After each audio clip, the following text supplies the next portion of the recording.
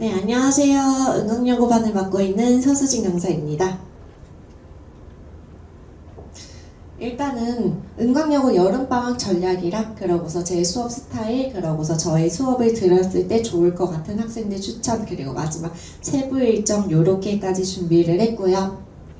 일단 첫 번째 여름방학 학습 전략에 대해서 조금 설명을 드리도록 할게요.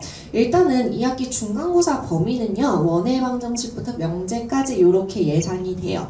일단 원방 들어가는 확실하고 명제까지 끊길 것 같다. 왜냐면 작년에도 그랬으니까. 네, 그렇게 예상을 할 수 있고요. 킬러 같은 경우에는 당연히 원해방정식에서 나올 것이라고 예상이 됩니다. 왜냐면 작년 23년도 기출이거든요. 근데 18번이랑 20번 문항이 그렇게 어렵지는 않았어요. 하지만 그럼에도 불구하고 이 단원이 원방에서 나왔다라는 거를 중요하게 볼 수 있겠죠. 근데 작년 시험지와는요, 난이도 자체는 비교할 수 없을 것이라고 생각이 듭니다. 왜냐면 이번에 중간고사도 봐서 알겠지만 중간고사도 100점이 50몇 명이 나왔고, 심지어 그 사이에 친쪽지 시험도 50몇 명 중에서 20명 이상 정도가 만점이 나온 걸로 알고 있어요. 그렇기 때문에 이번 기말고사는 어렵게 낼 거라고 선생님들이 예고를 했고, 그게 아마 2학기 중간고사까지 계속 쭉 이어지지 않을까라고 생각이 들어요. 그렇기 때문에 우리 원해방정식을 조금 어렵게 공부를 잘 다져놔야 될 것 같습니다. 2학기 기말고사도요, 함수에서부터 경우에서 이렇게까지 범위로 예상을 할 수 있습니다. 네, 당연히 시험은 쭉 어려워질 거예요. 왜냐면 1학기 중간고사처럼 100점이 50명이 넘는 사태를 만들면 안 되기 때문에 아마 선생님들이 계속 쭉 시험 문제를 어렵게 낼 것 같고요. 자, 여기에서는 아마 어려운 포인트가 합성함수랑 역함수 이렇게 나오게 되겠죠. 기말고사는요, 중요한 게 이거예요. 함수랑 경우의 수 요 두 단원이 들어가게 되는데, 사실 경우의 수 같은 경우는 문제 푸는 유형이 정해져 있다라고 생각해 주시면 좋을 것 같아요. 경우의 수는 문제를 많이 풀게 되면 습득할 수 있어지고, 그렇게 되면 유형별 학습이 가능해지는 과목 중 하나입니다. 하지만 함수 같은 경우에는 사실은 아이들 차이에 따라서 약간 성적의 갭이 되게 큰 과목 중 하나예요. 잘하는 친구는 잘하지만 어려워하는 친구들은 한없이 어려워하는 게 함수라는 단원이거든요. 이 함수 단원은 일단은 기본기가 제일 중요하고, 단기간에 뭔가 성적을 드라마틱하게 변할 수 없다라는 게 중요한 포인트인 것 같아요. 그래서 여름방학 때 중점적으로 함수 파트를 공부하는 게 맞지 않나 생각이 듭니다. 그럼 일단은 은광여고 학습 전략 여름방학 때 고민하실 때 요렇게 두 가지만 생각해 주시면 좋을 것 같아요. 일단은 중간고사 때 어렵게 나올 수 있는 유형 중 하나인 원해방정식과, 그리고서 학생들이 힘들어하고 편차가 큰 함수라는 과목에서 이 두 가지 포인트를 잘 잡고 가신다면 2학기 성적 내는 데는 아마 무리가 덜할 것이라고 예상이 됩니다. 그럼 제 수업을 간단하게 조금 스타일 정도를 소개시켜 드리려고 해요. 일단은 개념 같은 경우에는 백지 테스트를 봐요. 이유가 있어요. 일단은 원해방정식이나 안 그럼 명제 이런 것들은 아이들이 알고는 있지만 정확한 개념을 잘 모르는 친구들이 많아요. 그렇기 때문에 개념 같은 거는 백지 테스트로 해가지고 복습을 시키는 게 중요하다라고 생각이 듭니다. 일단은 개념을 알고 문제를 푸는 거와 아니면 그냥 선생님이 이런 식으로 풀어줬으니까 풀이법을 외워서 문제를 푸는 거랑은 저는 차이가 크다라고 생각을 하거든요. 그렇기 때문에 개념은 백지 테스트를 본다.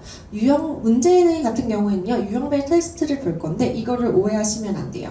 네. 유형별 테스트라고 해서 그 유형에 나오는 문제들을 이렇게 반복시키는 건가? 그것뿐인가? 라고 생각을 하실 수도 있는데 그거는 아니고요. 유형에서 우리 두 가지 이상이 섞인 유형을 제가 테스트를 보는 편이에요. 한 가지 유형에 대한 문제풀이도 중요하지만 사실 심화 문제 같은 경우에는 한 가지 개념뿐만 아니라 두 가지 이상의 개념이 섞인 게 되게 많거든요. 그렇기 때문에 유형별 테스트는 두 가지 이상의 개념이 섞인 유형으로 문제를 본다라고 생각해 주시면 좋을 것 같습니다. 네. 수업 스타일은 크게 세 가지로 포인트를 잡을 수 있어요. 일단은 다양한 풀이법이에요.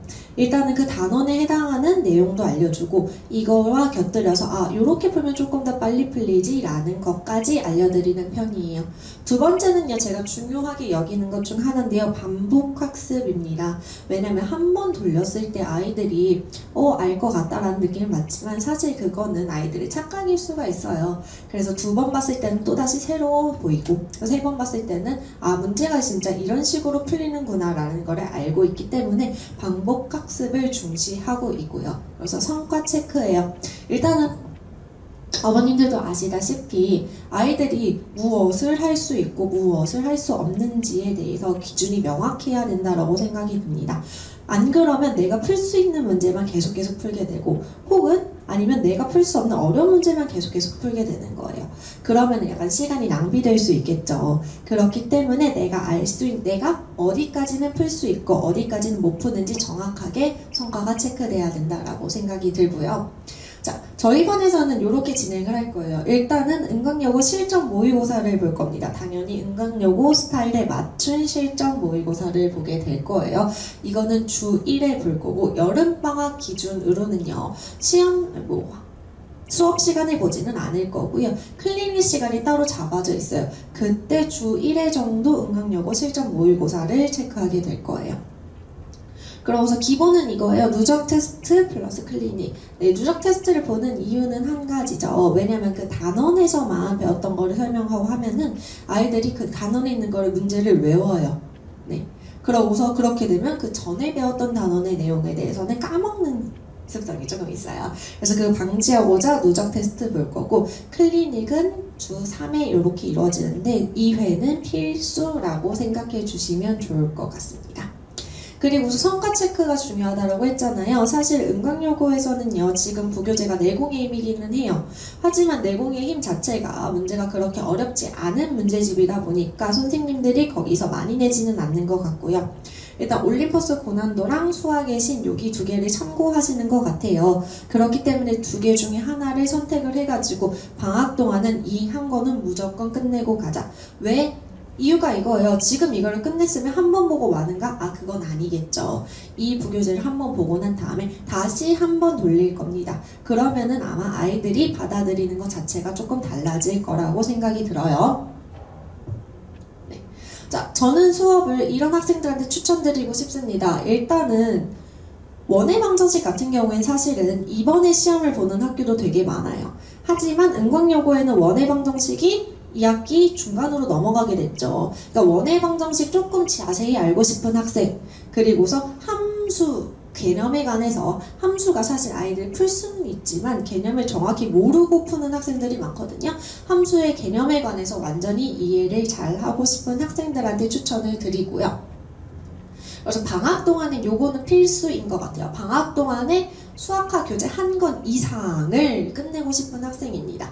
제가 아까 예로 들었던 올림포스 고난도와 수학의 신도 여기에 포함이 되는 거고요. 만약 이 교재가 아직은 나의 수준에 잠깐 맞지 않는 것 같다라고 하면은 그것보다 살짝 낮은 단계인 교재를 채택을 해가지고 아이들한테 한 권 이상은 끝내는 게 제 목표입니다. 그러고서 공부에 관해서 동기부여가 조금 필요한 학생들을 좀 추천드리는 편이에요. 왜냐면요, 사실 지금 은광여고 간 친구들 중에서 공부 잘하는 학생들도 있고 그러고서 공부에 열정 있는 학생들도 있지만 그렇지 않고 가끔씩 현타가 오거나 공부했을 때 힘들다라는 친구들도 있잖아요. 그런 친구들이 제가 잘 동기부여 시켜가지고 공부시키고 있으니까 동기부여 필요한 친구들 와주셨으면 좋겠고 수업을 재밌게 하고 싶은 친구들도 와주셨으면 좋겠습니다.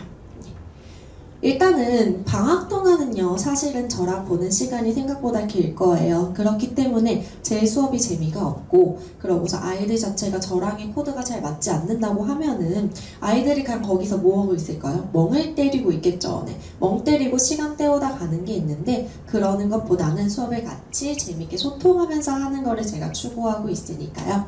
그런 친구들이 많이 와주셨으면 좋겠습니다. 일단 제 여름방학 시간표를 살짝만 소개시켜 드리도록 할게요. 월수금 같은 경우에는 사실 수원 특강으로 진행이 돼요. 수원 개념 특강으로 진행이 될 거고 그 밑에 바로 클리닉이 붙어 있습니다. 클리닉이 이렇게 붙어 있다라고 생각을 해주시면 좋을 것 같고 이게 어떻게 되는 거냐면요.